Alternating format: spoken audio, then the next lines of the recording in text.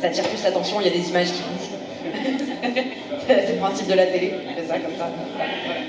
Télé vivante. Donc, rebonjour pour ceux que je revois et bonjour à ceux que je n'avais pas vus ce matin. Donc je viens de vous saluer en Netflix. Si vous avez retenu, vous pourrez vous la péter après. Comme ça, vous pourrez me présenter toutes ces classes et tout. Bonjour, je parle en Netflix, comme ça. Trêve de bavardage. Merci d'être venus et merci à ceux qui nous rejoindront peut-être plus tard, mais ils m'entendront pas les remercier, c'est pas grave. Du coup, on va parler cette fois-ci, parce que ce matin, pour ceux qui étaient là, on a parlé de la véritable histoire de Galadriel. Cette fois-ci, on va parler des personnages qui ont disparu entre le livre et le film. Ils sont des personnages morts sur l'autel sacrificiel des adaptations cinématographiques. Donc je vous demande une minute de silence, du coup, évidemment, pour ces personnages. Ça ne durera pas une minute parce qu'on n'a pas le temps, j'aurais pas le temps de faire la conférence sinon. Voilà. Mais en tout cas, on pense à ces personnages disparus trop tôt. C'est l'occasion du coup de ressortir des personnages qui sont beaucoup moins connus finalement du grand public. Et pour que je sache un petit peu à qui je m'adresse, qui n'a jamais lu les livres et a seulement vu les adaptations cinématographiques. Ouais, quelques-uns. Ok. Qui a lu au moins le Hobbit? Ouais. Le Seigneur des Anneaux? Pas mal. Le Silmarillion? Quelques petites mains qui se maintiennent. Et genre des psychopathes, vous êtes allés plus loin, les contes légendes inachevées, des trucs comme ça et tout, il y en a ou pas? Non, il n'y a que moi? D'accord. Donc. Du coup, pareil, là, si je vous dis personnages qui ont disparu dans les adaptations, vous pensez à qui en fait, en premier? Tom Bombadil. Tom Bombadil. Est-ce qu'il y a d'autres personnages qui vous viennent à l'esprit? Glorfindel? Non. Du coup, moi, j'en ai choisi aussi, parce que je ne peux pas vous parler de tous, bien évidemment. Du coup, on va parler aujourd'hui de Fredegar Bolger, de Tom Bombadil, bien sûr. Évidemment, je me serais fait lapider sur scène si je ne l'avais pas vu. Et donc de sa femme Bédor. Nous allons parler de Glorfindel aussi, d'Eladan, Elrohir, Albarad et la Compagnie Grise, tous en même temps, parce qu'ils apparaissent en même temps, ainsi que des personnages que tout le monde oublie tout le temps et que moi j'aime beaucoup. C'est Gan Burigan et les Druedain. Donc même des fois quand on a lu le bouquin, on est là, c'est qui eux déjà? On s'en souvient plus très bien. Donc voilà, j'avais envie de reparler d'eux. Mais je pense que c'est pour ça techniquement qu'il faut attendre le régisseur, mais qu'il a disparu parce qu'il y a la musique en même temps. C'est un peu... Voilà. J'espère que ça ira quand même, que vous m'entendez, que ça fait pas trop mélange. Donc on va faire par ordre d'apparition, parce que j'aime bien quand les trucs c'est dans l'ordre chronologique, etc. Donc on va commencer par Fredegar Bolger. Fredegar Bolger, qui est aussi surnommé Gros Lard. Alors je vous l'accorde, c'est pas très sympa de la part de ses potes. Gros Lard. C'est un des meilleurs amis de Frodo, et qui va participer à la conspiration. Pour ceux qui n'ont pas lu le livre, il faut savoir que techniquement, Frodo, il part pas en mode comme ça du jour au lendemain de la comté et de cul-de-sac. En fait, c'est un truc qui se prépare. Il va préparer pendant des mois son départ, il va vendre cul-de-sac à Lobelia Saké de Besace, il va « Oula, ça y est, je l'ai !» Voilà, hyper contente la meuf. Et il va se barrer, il va acheter une petite maison dans l'est du comté pour faire croire qu'il veut finalement aller vivre là-bas. Alors qu'en réalité, il va partir pour son compte, pour commencer sa mission, mais il veut pas que ça se sache, en fait. C'est le secret, parce qu'il faut pas que les gens le sachent. Donc, ils font toute cette petite conspiration-là pour cacher le secret. Et à la base, il n'y avait que Sam qui était au courant, mais forcément, Sam a bavé et il a prévenu Merry, Pippin et Fredegar Bolger que leur pote allait se casser de la comté. Et donc, du coup, ce personnage a disparu, et Merry et Pippin, techniquement pareil, hein, Frodon et Sam, ils tombent pas dessus comme ça en mode voilà, je suis tombée dessus, oh mon dieu, des hobbits, et si on se barrait avec eux jusqu'à l'autre bout de la terre du milieu. C'était prévu, hein, les gars, ils avaient prévu d'accompagner leurs potes, hein, voilà. Donc, du coup, c'est quand même... Ah, il y a on s'est permis de commencer, voilà, et on a baissé la musique. On s'est permis, voilà, avant que je me fasse engueuler. Donc, ce personnage-là, lui par contre, Fredegar Bolger, n'a jamais voulu partir de la comté. Et donc son rôle à lui était d'habiter la nouvelle fausse maison de Frodo pour faire croire que Frodo habitait là. Sauf que pas de bol, les Nazgûl étaient à leur trousse, et donc au final, il a joué son rôle, une demi-journée avant que les Nazgûl viennent toquer à la porte, et que Hobbit, Nazgûl gagne, donc Hobbit s'est barré. pour éviter de se faire poutrer. Voilà, c'est en gros. Mais bon, quand même brave, parce que bon, seul hobbit devant 4 Nazgûl, bravo. Techniquement, pareil, on le retrouve à la fin du livre. Donc là aussi, si vous n'avez pas lu le livre, vous ne savez pas que techniquement, Frodo, Sam, Merry, Pippin, quand ils rentrent, ben, la comté, en fait, elle est à feu et à sang, en réalité. C'est-à-dire qu'il y a Saruman et ses humains qui ont débarqué dans la comté et qui ont juste tout cramé, tout pété et qui ont pris en fait la direction du comté. Donc quand Frodo, tout ça, il débarque, il retrouve une comté ravagée. Et donc ça va être la révolte des hobbits à la fin qui vont combattre les humains et Saruman pour reprendre la comté. Donc déjà tu fais, c'est ça qui se passe en réalité. Il aurait fallu un 4e film si on avait voulu vraiment raconter ça. C'est pour ça que ça a sauté. Et donc Fredegar Bolgay, lui, ben, techniquement là, tout penaud qui paraît, en réalité, il va être un chef de bande de résistants des hobbits. Ils vont essayer de combattre les humains, jusqu'à ce que finalement, alors qu'ils se cachaient dans un trou, ils se fassent enfumer par les humains et capturés et enfermés en prison, jusqu'à ce que finalement Frodo et les autres les libèrent. Donc voilà, j'avais envie de parler de ce hobbit, je vous ai fait un petit résumé. J'avais envie de vous parler de ce hobbit parce que bah, il est quand même assez courageux. Il est assez courageux, il va quand même mener une révolte contre Saruman. Il fait face à une bande rebelle, aux Nazgûl, et tout ça en s'appelant le Gros Lard.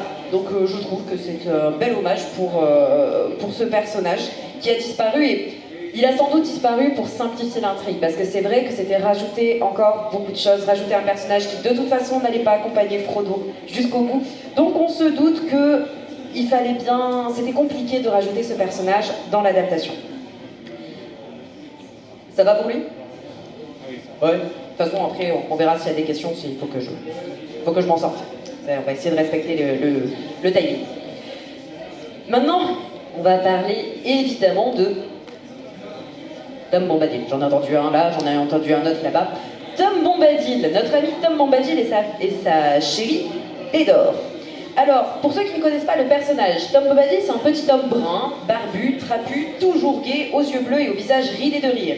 Il porte une veste bleue, des bottes jaunes et un vieux chapeau bossué à haute calotte orné d'une longue plume bleue plantée dans le ruban. Il vit dans la vieille forêt à côté du comté. Et avec sa femme, ils sont là depuis on ne sait pas trop combien de temps. Et une de ses grandes passions, c'est chanter des chansons qui n'ont ni queue ni tête. Voilà, en se baladant tranquillou dans la forêt. Et donc en fait, ce personnage va être hyper important parce qu'il sauve les fesses 2 fois à nos hobbits. Parce que la première fois qu'il rencontre les hobbits, Merry et Pippin étaient littéralement en train de se faire bouffer par un arbre. Voilà, le vieil homme somme qui était en train de les bouffer. Et donc Tom Bombadil va les sauver grâce à une chanson. Puis il les ramène chez lui, il les héberge avec sa femme, il leur donne à bouffer et à boire, il les fait prendre un bain, enfin bref, sympa quoi, la Thalasso. Et on se rend compte là aussi que ce personnage est un des personnages les plus mystérieux parce qu'en fait, l'anneau n'a aucun pouvoir sur lui. C'est-à-dire que lui, il va prendre l'anneau, il le met au doigt et il disparaît pas. Quand Frodo le met au doigt, parce qu'il se dit tiens, il a cassé mon anneau, c'est bizarre, il marche plus le truc. Alors que Frodo est invisible pour les autres, Tom Bombadil le voit.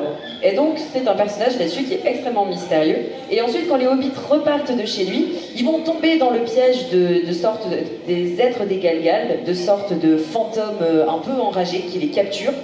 Et là encore une fois, c'est Tom qui va les sauver grâce à une chanson un peu loufoque. Et avant de les remettre sur la bonne voie pour qu'ils aillent enfin à Bree. Tout ça, ça a été coupé. Quand vous regardez le film, ils partent du comté et pouf, on est à Bree. Donc Tom Bombadil, les êtres des Galgal, tout ça, ça a disparu. Mais il faut savoir en fait, surtout, ce personnage se décrit lui-même dans Le Seigneur des Anneaux, donc je vais vous le citer. Il dit « Je suis l'aîné, voilà ce que je suis. Croyez-moi mes amis, Tom était ici avant la rivière et les arbres. Tom se souvient de la première goutte de pluie et du premier gland. Il traçait des sentiers avant les grandes gens et a vu les petites gens arriver. Il était ici avant les rois et les tombeaux et les esprits des tertres. Quand les elfes ont passé dans l'ouest, Tom était déjà ici avant que les mers soient fléchies. » Donc vous remarquez aussi qu'il parle de lui à la 3e personne, un peu particulier, le personnage, je vous l'accorde. Mais en fait, on ne sait pas qui est Tom. À chaque fois, sur notre chaîne YouTube, c'est une des questions qui revient le plus. Qu'est-ce que c'est que Tom Bombadil? Personne ne sait.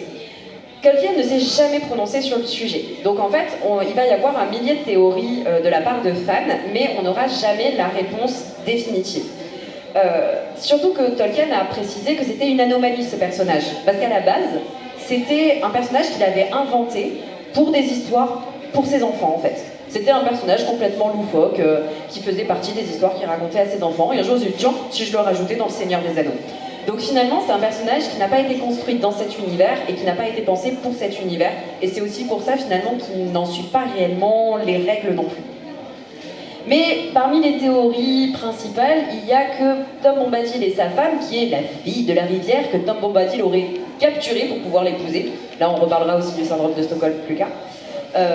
Mais du coup, il y a vraiment ce côté où ça a l'air d'être des êtres divins, ce qu'on appelle des Mayas dans l'univers de Tolkien, c'est-à-dire des êtres divins qui sont descendus sur Terre, des sortes de dieux. Et qui vivent tranquilles, pépouses, en fait, sur la Terre. Il y a eu d'autres exemples dans toute l'histoire du Silmarillion. Et ils ont donc un certain lien avec la Terre, avec la rivière, avec les éléments. Et il y a une autre théorie qui dit que Tom Bombadil est Eru Ilúvatar lui-même, c'est-à-dire le dieu unique dans l'univers de Tolkien. Moi, ça, perso, je suis pas trop pour, parce que techniquement, ça a été bien précisé à quel moment Eru Ilúvatar intervenait, et ce qu'il était, et comment il était. Mais du coup, en fait, vous pourrez me poser toutes les questions sur Tom, je pourrais jamais vous dire qui c'est en réalité. Et donc pour moi, pourquoi ce personnage aussi étrange a disparu? Pour deux raisons. Le manque de temps, parce que vous imaginez déjà comment ils sont longs les films, s'il fallait rajouter tous ces éléments quand même dans l'histoire, ça faisait beaucoup de choses. Et en plus, pour ajouter un personnage qui va disparaître ensuite, et qui en plus met le doute sur l'anneau. Parce que le défi du film, c'était quand même de faire comprendre à quel point l'anneau était puissant. Et à quel point il corrompait absolument tout. Donc si d'un seul coup vous mettez un Gus hyper chelou qui chante des chansons bizarres, qui regarde l'anneau, il fait pouf, ça je m'en fous, ça n'a pas d'effet sur moi, ça vous casse un peu toute l'ambiance qu'on a essayé de coller depuis le début du film. C'est l'argument de Peter Jackson quand vous regardez les bonus, c'est son argument en disant c'était pas hyper cohérent de le mettre, même si ça nous a fait mal au cœur. Mais ils ont fait un petit clin d'œil, quand vous voyez la version longue, il y a un moment où Sylve Barbe délivre Merry et Pipin qui se font justement happer par un arbre, et il va dire et les paroles que dit Sylve Barbe à ce moment-là, ce sont les paroles en fait de Tom Bombadil. Donc c'était une manière pour les scénaristes de remettre un petit peu du personnage de Tom Bombadil dans le film. Voilà pour Tom. Je sais, il y aurait une disserte à écrire dessus, mais bon, j'ai que 20 minutes. Donc j'ai essayé de faire vite. Après, pareil, l'autre personnage où je me serais fait lapider si j'en avais pas parlé, c'est donc Glorfindel. Glorfindel, c'est un seigneur elfe clairement badass. Et en fait, son personnage a disparu du film au profit de Arwen. Parce que techniquement, ce n'est pas Arwen qui sauve Frodo au moment où il s'est fait par le Nazgûl. Non, non. C'est Glorfindel qui retrouve les Hobbits et Aragorn, et qui va récupérer Frodo, qui va le mettre sur son cheval et l'envoyer à Foncombe, pendant que lui et les autres restent en arrière pour empêcher les Nazgûl d'avancer. Et donc Glorfindel, bon, vous me direz, après il va participer au Conseil d'Elrond, il va aider à prendre les décisions parce que c'est un seigneur elfe. Et vous me direz, bon, franchement, que ce soit Arwen ou Glorfindel qui sauve les Frodo, bon, on prend le choix. Pourquoi ce personnage est aussi connu et a fait autant rager les fans à l'époque quand ils ont découvert qu'il n'était pas dans l'adaptation? C'est parce que, notamment, ce personnage de Glorfindel, ce qui fait qu'il est particulier, c'est que, déjà, lui, il a tué un Balrog en tête à tête. Donc déjà, rien que ça, ça pète. Au premier âge. Et en fait, c'est le seul elfe que l'on voit qui se soit réincarné. Parce que oui, les elfes, c'est tout pété, on le sait, les elfes c'est overcheaté, ils sont plus forts, plus beaux, plus gracieux, plus tout, quoi. Donc là, il y a les types dingues qui sont là, ouais, ils sont trop nuls les elfes, ils sont trop cheatés. Donc voilà. Et en fait, les elfes, quand ils meurent, ils ont la possibilité plus tard de se réincarner. Et donc Glorfindel s'est réincarné, donc c'est-à-dire qu'on le voit poutrer un Balrog en duel au premier âge, et ensuite, plutôt que juste chiller sa meilleure vie sur la terre des dieux en se réincarnant, le gars, il s'est dit, ben non, je vais retourner en terre du milieu et continuer à poutrer des ennemis. Voilà. Ce qui fait de lui, en général, un personnage assez badass que les fans de Tolkien apprécient globalement.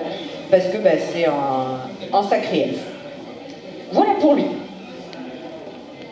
Maintenant, je vais vous parler de Eladan et Elrohir. Pareil, techniquement, ce sont les jumeaux fils de Elrond. Parce que oui, dans le film, Arwen, on dirait qu'elle est fille unique. Mais non, elle a deux grands frères. Eladan et Elrohir qui combattent les orques avec beaucoup de férocité, notamment depuis que leur mère, Celebrian, a été prise dans un guet-apens fait par des orques et torturée. Et donc à ce moment-là, eux, ils l'ont un peu vénère que leur mère ait été torturée par des orques et ils vont jurer de les poursuivre ad vitam aeternam. Et pour les elfes, ça veut vraiment dire ad vitam aeternam. Et donc, ils sont vachement potos avec Aragorn, vu qu'ils l'ont vu grandir, vu qu'Aragorn a grandi à Foncombe, et combattent avec lui et avec les Dunedain, du coup le peuple d'Aragorn, les orques et toutes les bestioles pas sympathiques qui peuvent être en terre du milieu. Et ces deux-là, en fait, on va les voir apparaître dans Le Seigneur des Anneaux avec ce qu'on appelle la Compagnie Grise et leur chef Albarad, c'est-à-dire les Dunedain. Et ils vont débarquer après la bataille du gouffre de Helm, où ils vont rejoindre justement Aragorn. Parce que, en fait, Aragorn, c'est un des plus gros changements des films. Aragorn, c'est pas du tout le gars paumé qui est là « Non, je veux pas être roi ». Non, non, non. Aragorn, toute sa vie consiste à devenir roi. Il va se former pendant toute sa vie pour devenir roi du Gondor. C'est vraiment son but, parce qu'en plus, il faut savoir qu'il est amoureux d'Arwen depuis qu'il a 20 ans, et que Elrond, il a fait « Tu veux épouser ma fille ? Ok, tu deviens roi du Gondor. » Comme tu veux. Voilà. Donc bon, Aragorn, il était amoureux quand même, donc il a accepté. Et donc, toute sa vie, il l'avoue à devenir seigneur du Gondor. Et donc, c'est pas Elrond qui débarque comme ça, qui s'est tapé tout le chemin depuis Imladris pour refiler une épée, parce que l'épée, il l'avait déjà. C'est Eladan, Elrohir et toute une compagnie grise, donc ils sont 30, qui débarquent pour rejoindre, et ils ramènent en fait un étendard du Gondor qui a été brodé par Arwen. Et ensemble, ils vont traverser le chemin des morts, et ils vont combattre ensuite les pirates sur les bateaux, et ensuite combattre devant Minas Tirith et les Portes Noires. Et donc ces personnages-là, ils permettent notamment dans le livre, techniquement, de se rendre compte que les elfes sont pas juste en mode « on regarde les gens galérer et nous on se casse à Valinor », et que les Dunedain, en fait, on voit que Aragorn dans le film, alors qu'en réalité, ces personnages permettent de représenter ces deux peuples-là aussi, qui participent à la guerre et qui, non, veulent faire en sorte de sauver la terre du milieu.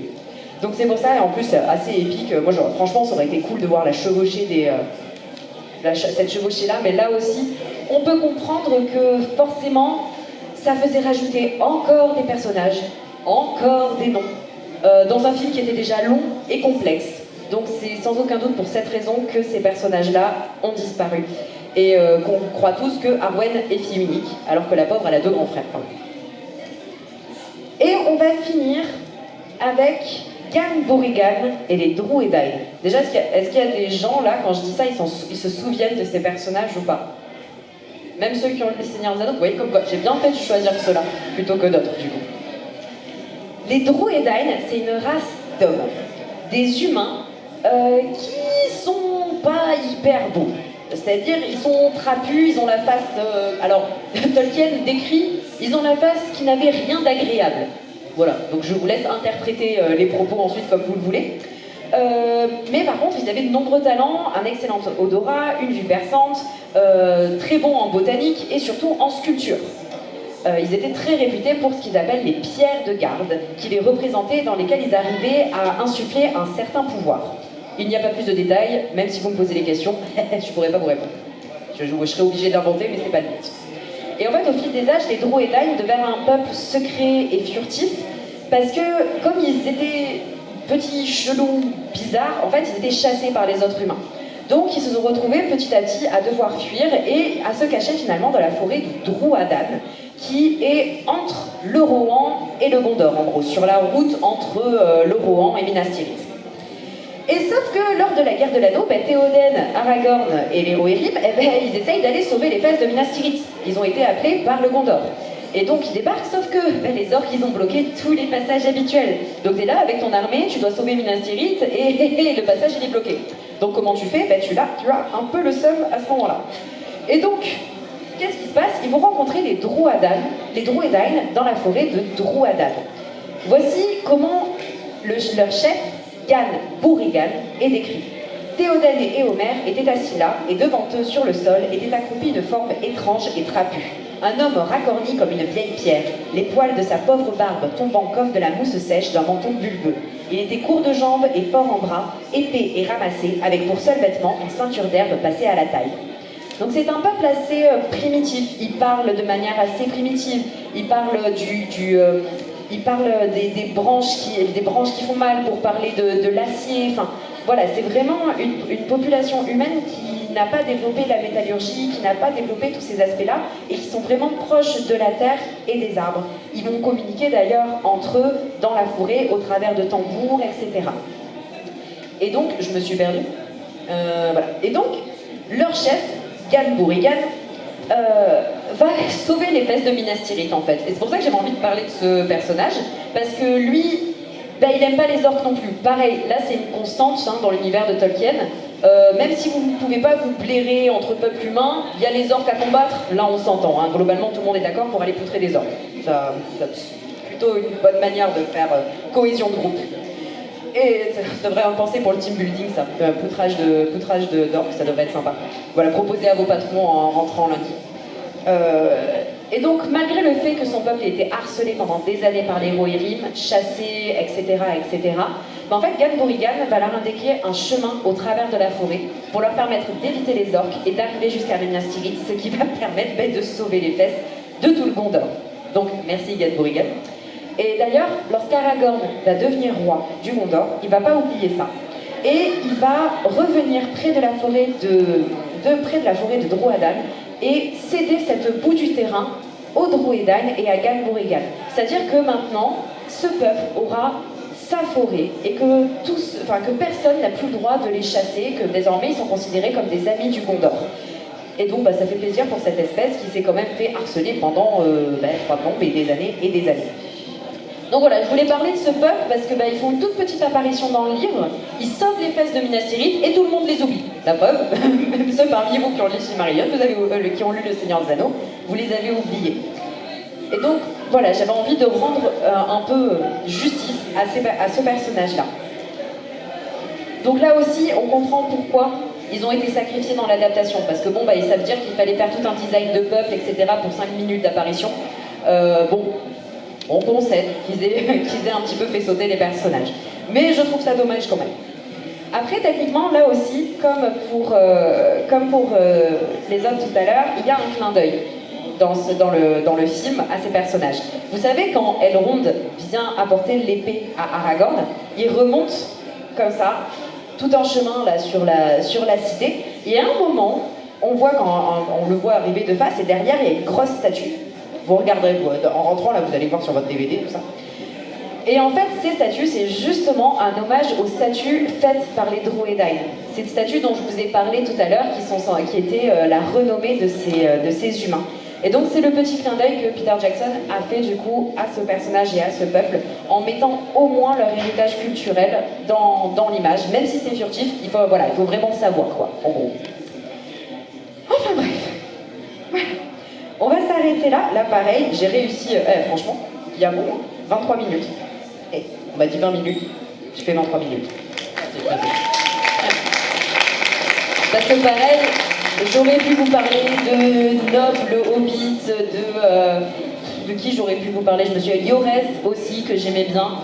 Une bonne femme qui est soigneuse. Imrahil, le prince de Amroth. Bill Fourjor. L'espion de Saruman. Enfin, il y avait plein de personnages dont j'aurais pu vous parler, mais moi aussi, comme Peter Jackson, j'ai dû faire des coupes et choisir du coup les personnages que j'allais vous présenter aujourd'hui. Donc j'espère que ça vous a intéressé, que ça vous a plu, que ça a été clair malgré le fait que c'était rapide et que vous avez apprécié.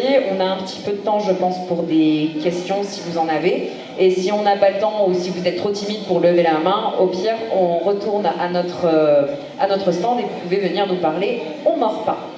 Voilà. Merci. Des questions ? Pareil, il y a toujours le moment où c'est en mode réminiscence de classe, post-traumatique, en mode la prof me pose une question, mon Dieu, je vais mourir, pitié qu'elle me parle pas à moi, enfin voilà. Mais une fois qu'on a passé cette étape, peut-être qu'on peut penser à une question. Ouais. Où était le Gondor quand l'Ouestfold est tombé ? Tout simplement au Gondor, déjà. Parce que le Gondor, ça bouge pas, en fait, déjà. Et surtout, le Gondor était en train lui-même de combattre une invasion d'orques à ce moment-là. Donc techniquement, si vous prenez le Seigneur des Anneaux et que vous ouvrez la page au niveau des annales, tout ce qui est dans les annales du Retour du Roi, vous voyez justement au moment où l'Espol est tombé, ben, le Gondor était en train de poutrer des orques aussi de leur côté, c'est pour ça qu'ils n'ont pas pu envoyer d'aide. Et oui, il y a une réponse à cette question. Ah ah. Et puis surtout pour le Gondor, ça bouge pas, donc le Gondor était au Gondor. Pas logique, jusque-là. D'autres questions? Ouais, j'ai répondu à la plus mystérieuse, je vous l'accorde. Ben, s'il n'y a pas d'autres questions, je vous encourage du coup à venir voir notre chaîne YouTube qui s'appelle Tolkien en bref, où on s'est donné le défi de simplifier tout l'univers de Tolkien, ce qui n'est pas une mince affaire, où on reprend du coup tout le Silmarillion depuis le tout début pour vous expliquer toute l'histoire de la Terre du Milieu. Voilà, donc n'hésitez pas à venir nous voir à notre stand et à demain, pour ceux qui sont là demain, je fais 2 autres conférences. Une à 11h, où on va vous parler des différentes races dans l'univers de Tolkien, et une à 16h30 comme aujourd'hui, où je vais vous parler cette fois-ci des langues dans l'univers de Tolkien, toujours en essayant de simplifier. Le but n'est pas de vous abrutir avec 1 milliard d'informations que vous ne retiendrez pas à plus de 10 pas derrière. Voilà. Bonne fin de journée.